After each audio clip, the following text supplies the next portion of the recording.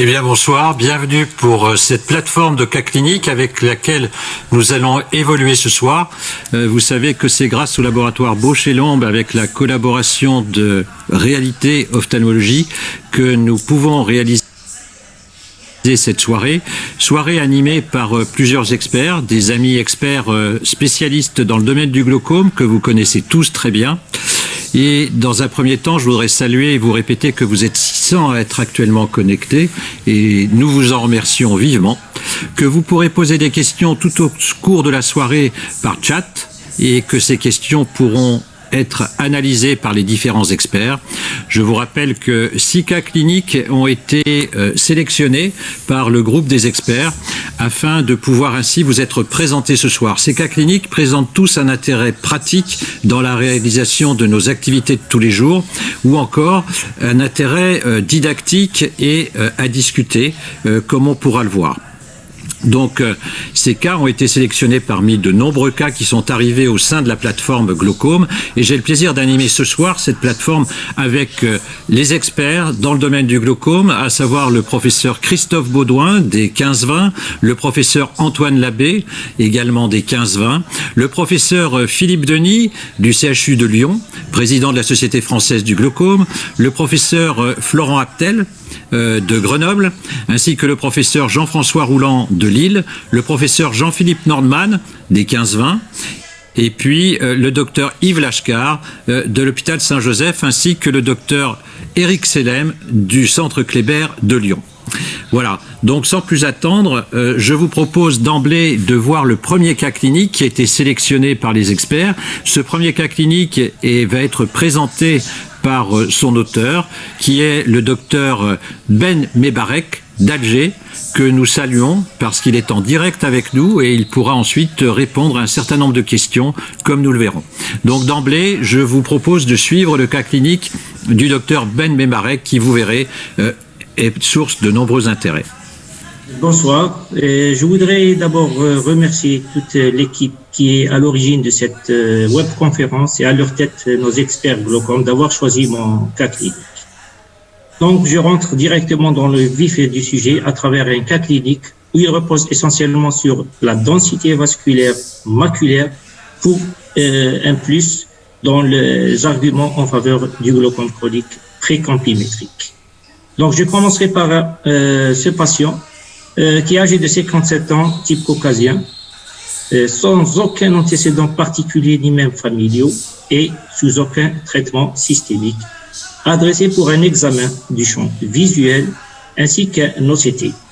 Ce patient est traité depuis 5 ans par des prostaglandines pour un tonus que je dirais limite et non pas une hypertonie oculaire.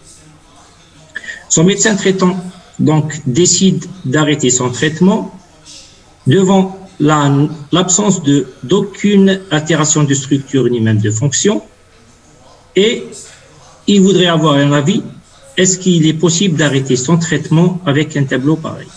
Donc il me l'adresse, et là, l'examen clinique du jour retrouve une acuité visuelle de loin de 10 dixièmes, avec un Pareto 2 corrigé à plus de 25. Le tonus oculaire du jour à droite est de 14 mm de mercure, à gauche de 13 mm de mercure. Donc je décide de faire une rétinographie et on remarque qu'il y a une discrète asymétrie du cup disc à gauche. L'examen du champ visuel blanc-blanc est sans anomalie particulière, ainsi qu'un examen OCT structure avec des RNFL ainsi que des GCC respectés sans anomalie et d'épaisseur normale. Donc, disposant d'un OCT avec étude de la densité vasculaire, je décide de faire quand même une étude de la densité vasculaire, papillaire et maculaire. Et voici une photomontage réalisée par moi-même, puisque l'appareil n'en dispose pas, où on remarque très bien que cette densité vasculaire est assez respectée au niveau papillaire, péripapillaire ainsi que maculaire. Je voudrais attirer l'attention sur cet aspect-là. Parfois, quand on est en face d'un glaucome, on note une baisse de densité vasculaire à ce niveau-là, essentiellement en région inférieure.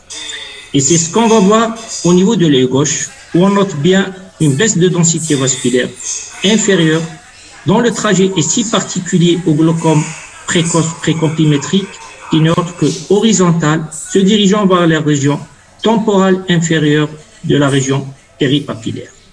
Vous remarquez que la densité vasculaire en supérieur est assez respectée et surtout au niveau périfovéolaire où elle a l'air d'être si dense. Et dans les glaucomes, cette partie-là périfovéolaire est pratiquement toujours respectée même au stade agonique du glaucome. Et c'est ce qui expliquerait la bonne vision qui est malgré tout tubulaire mais conservée à 9/10 dixièmes parfois. Et expliquerait aussi au niveau du champ visuel le seuil fovéal qui est maintenu au-delà souvent de 30 degrés. Donc devant ce tableau-là, on pourrait analyser des valeurs numériques de cette densité vasculaire qui souvent sont au-delà de 50% en région temporale et papillaire, péripapillaire des nefs catons.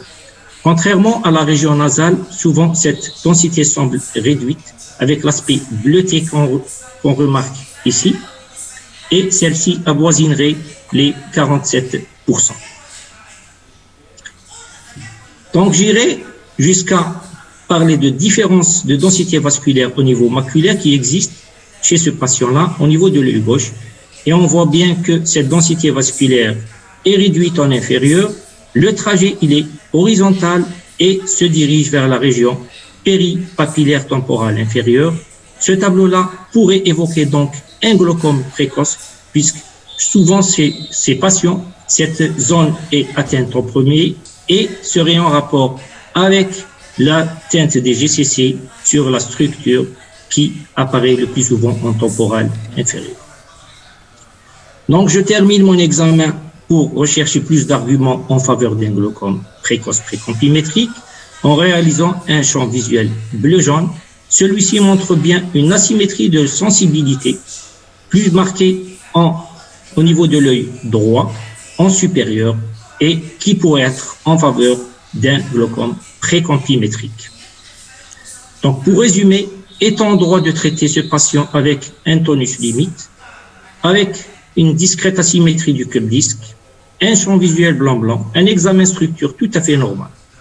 Donc, chacun y va comme il veut et c'est en fonction de ce tableau clinique qu'on pourrait traiter ou pas traiter si l'on est en face d'un glaucome qui pourrait se traduire dans les 5 ans, par un glaucome chronique simple débutant, puisque une conversion d'une hypertonie oculaire est possible dans les 5 ans avec un certain pourcentage, même faible soit-il.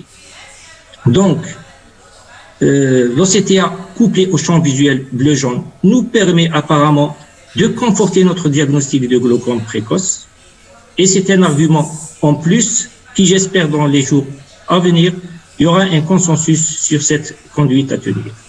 Et ce patient-là, si l'on résume son cas, donc il avait un tonus quand même assez limite, un cube disque légèrement asymétrique, un champ visuel bien sûr blanc-blanc qui était normal, mais les arguments qui sont en faveur des glaucomes précoces nous sont donnés par la densité vasculaire qui a un trajet particulier, le plus souvent en maculaire inférieur, se dirigeant vers la région temporale selon un trajet horizontal. Le champ visuel, plutôt cette image de montage nous montre très bien cette évolution de densité vasculaire dont le trajet est si particulier dans les glaucomes précoces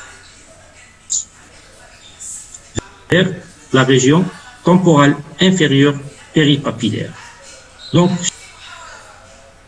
chez ce patient, on décide de maintenir les prostaglandines et un suivi pratiquement de sa densité vasculaire de préférence tous les 6 mois au début avec un champ visuel et par la suite, on sera soit conforté dans notre diagnostic, soit pas du tout. Je vous remercie.